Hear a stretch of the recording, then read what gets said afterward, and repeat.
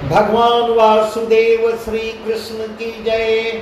ओम नमो भगवते वासुदेवाय। ओम नमो भगवते वासुदेवाय।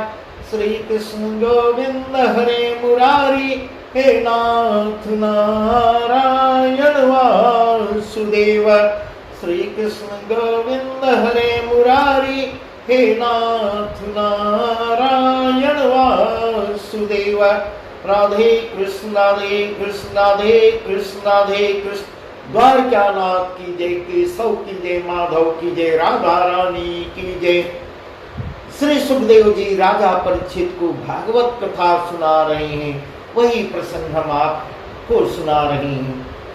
और आज का प्रसंग है बृकासुर वध और रुद्रमोच। इस प्रकार सुखदेव जी कह रहे हैं, हे राजन, भगवान की अद्भुत लीला है, इसे सब कोई जानते हैं। जो जन हरि की पूजा करते हैं, जो भगवान श्री हरि की पूजा करते हैं, सो दरिद्र हो जाते हैं।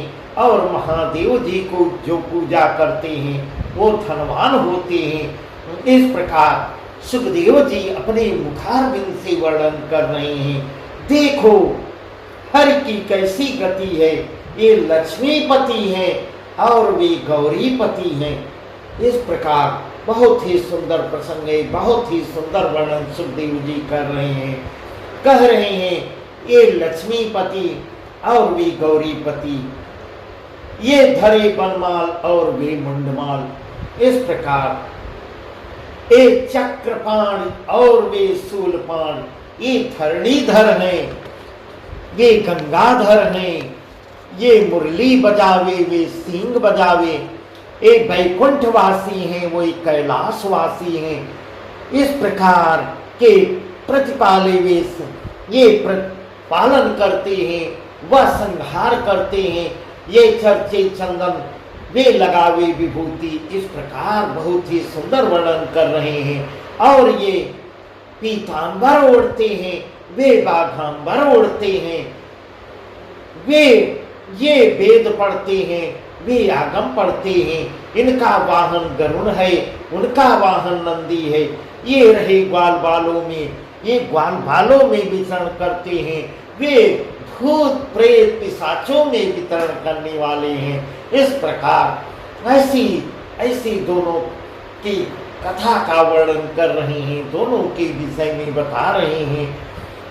दो प्रभु की उल्टी रीत, दो प्रभु की उल्टी रीत, जित इच्छा तित की जय प्रीत। दो प्रभु की उल्टी रीत, जित इच्छा तित की जय प्रीत। दोनों की विपरीत उल्टी है, दोनों की। इस प्रकार जिससे चाहो उससे प्रेम करो, ऐसी कथा सुखदेव जी कह रहे हैं। हे राजन, राजा युधिष्ठिर से कृष्ण जी ने कहा कि हे युधिष्ठिर, जिस पर मैं अनुग्रह करता हूं वह धन सब खो देता है, वह शीघ्र ही सब धन निर्धन हो जाता है। इस प्रकार ऐसा भगवान वासुदेव अपने मुखारबिंद से कह रहे हैं, युधिष्ठिर को समझा रहे हैं। हे युधिष्ठिर, मैं जिस पर अनुग्रह करता हूँ वह निर्धन हो जाता है, इसलिए कि धनहीन को भाई बंधु स्त्री पुत्र आदि कुटुंब के लोग छोड़ देते हैं, तब उसे वैराग्य उपजता है। इस प्रकार भगवान वासुदेव युधिष्ठिर को समझा रहे हैं। वैराग्य होने से धन जन की माया छोड़ निर्मोही हो जाता है और मन लगा के निर्मोही होकर मन लगाकर मेरा भजन करता है। इस प्रकार भगवान वासुदेव युधिष्ठिर से कह रहे हैं। फिर भजन के प्रताप से अटल निर्वाण पद पाता है, ऐसा कर सुखदेव जी कह रहे हैं। हे राजन, और देवता की पूजा करने से मनोकामना की पूर्ति होती है, पर उसको भक्ति नहीं मिलती। ऐसे भगवान वासुदेव युधिष्ठिर को समझा रहे हैं। यह प्रसंग सुना के मुनि ने फिर राजा परीक्षित से कहा, हे राजन, एक समय कश्यप का पुत्र वृकासुर तप करने की अभिलाषा करके घर से निकलता है, तो रास्ते में उसे नारद मुनि मिलते हैं।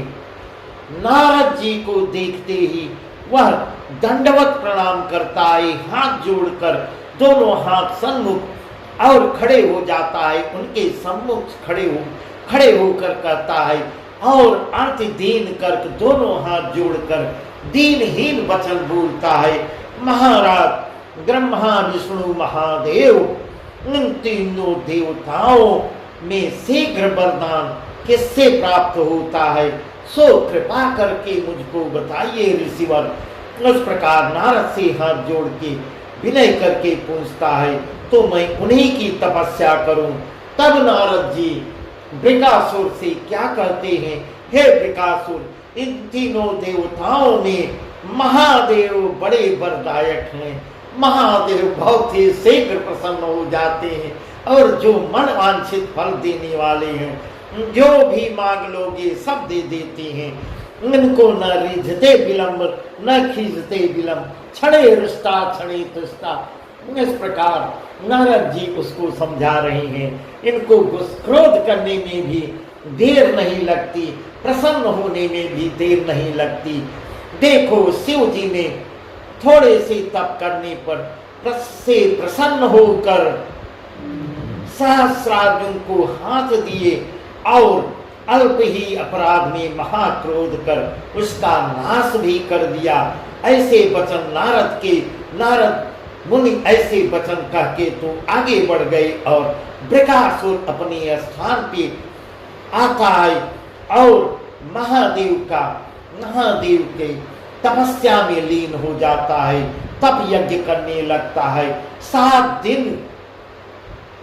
दिन बीत उसने छुरी से अपने सिर का मांस सब काट हवन करने लगा। 8वें दिन सिर काटने का मन किया, तब भोलेनाथ आ जाते हैं। भोलेनाथ प्रसन्न हो जाते हैं, उसका हाथ पकड़ लेते हैं, कहा कि मैं तुझ पर किस प्रकार देव के देव महादेव कहते हैं, उसका हाथ पकड़ के कहते हैं, मैं तुम पर प्रसन्न हूँ, जो तेरी इच्छा में हो वह मांग लो मुझसे। ऐसे वचन शिव जी के मुख से निकलते ही वृकासुर हाथ जोड़कर कहता है, ऐसो बर दीजे अबे घरू जाहि सिरहा, ऐसो बर दीजे अबे धरो जाहि सिरहा, भस्म होए सो पलक में करम कृपा तुमना। ऐसो बर दीजे अबे धरो जाहि सिरहा, भस्म होए सो पलक में करम कृपा तुमना।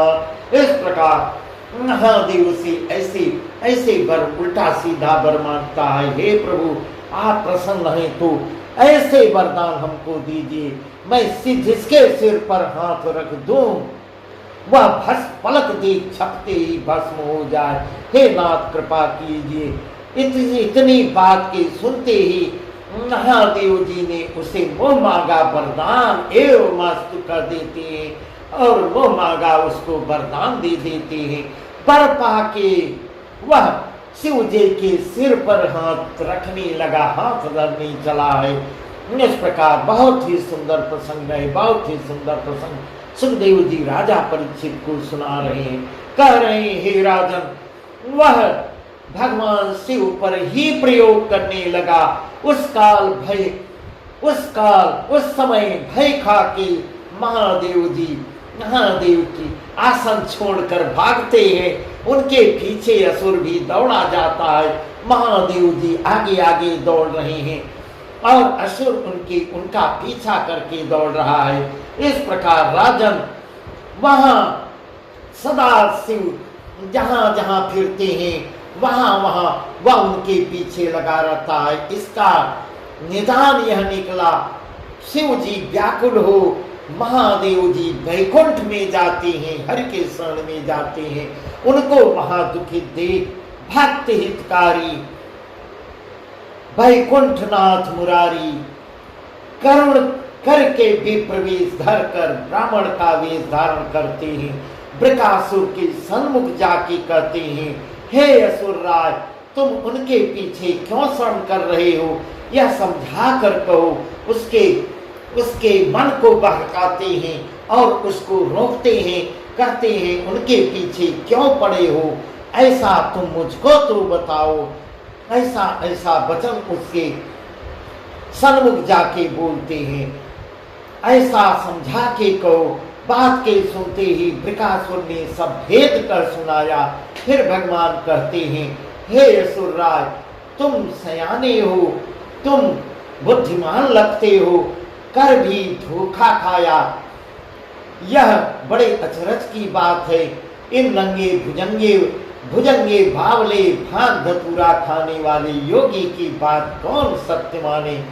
इस प्रकार ऐसा कहते हैं, यह सदा छार लगाए, सर्प लिपटाए, भयानक वेश किए, भूत प्रेतों के संग लिए श्मशान में रहते हैं। उसकी बात किसके जी में सच आती है। महाराज ऐसे उसको बहका रहे हैं। ऐसी बात नारायण के मुंह से निकलती।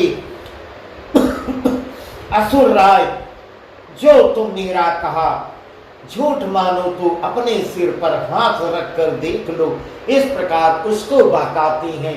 यदि तुमको हमारी बात सच न लग रही हो तो तुम अपने सर पे हाथ इसका प्रयोग करके देख लो, क्या यह सही है।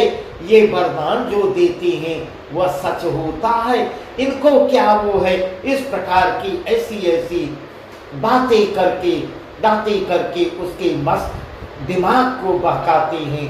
और वह भूत इस प्रकार नारायण के मुंह से ऐसे ब्राह्मण के वेश में आए हैं जो उनका कहना मान जाता है। महाराज प्रभु के मुख से इतनी बात सुनते ही माया के बस, और माया को यहाँ सुखदेव जी कह रहे हैं, अपने माया को उसके पीछे लगा देती हैं।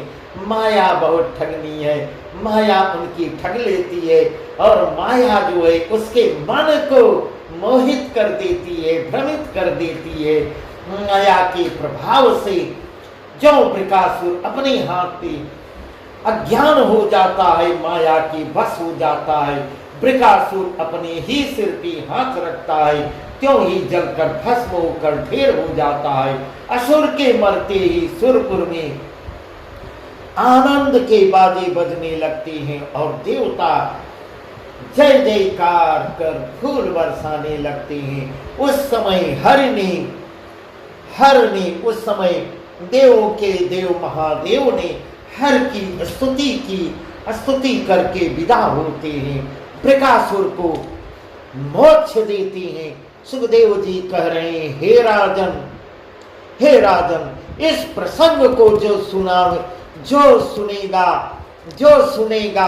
और जो सुनावेगा वह निसंदेह श्री हरि की कृपा से परम पद पावेगा। ऐसा सुखदेव जी बहुत ही सुंदर वर्णन कर रहे हैं। इस प्रकार कह रहे हैं, हे राजन, इस प्रसंग को जो सुनेगा और सुनावेगा दोनों परम पद पावेंगे, इसमें कोई संदेह की बात नहीं। इस प्रकार बस आज का प्रसंग यहीं तक, आगे का प्रसंग और भी सुंदर है। मुनि भृग की मिलन परीक्षा है आगे का प्रसंग, जो हम आपको कल बताएंगे। ओम नमो भगवते वासुदेवाय, ओम नमो भगवते वासुदेवाय। श्री कृष्ण गोविंद हरे मुरारी, हे नाथ नारायण वासुदेव। श्री कृष्ण गोविंद हरे मुरारी, हे नाथ नारायण वासुदेव। राधे कृष्ण राधे कृष्ण राधे कृष्ण राधे कृष्ण। द्वारकानाथ की जय, केशव की जय, माधव की जय, राधा रानी की जय।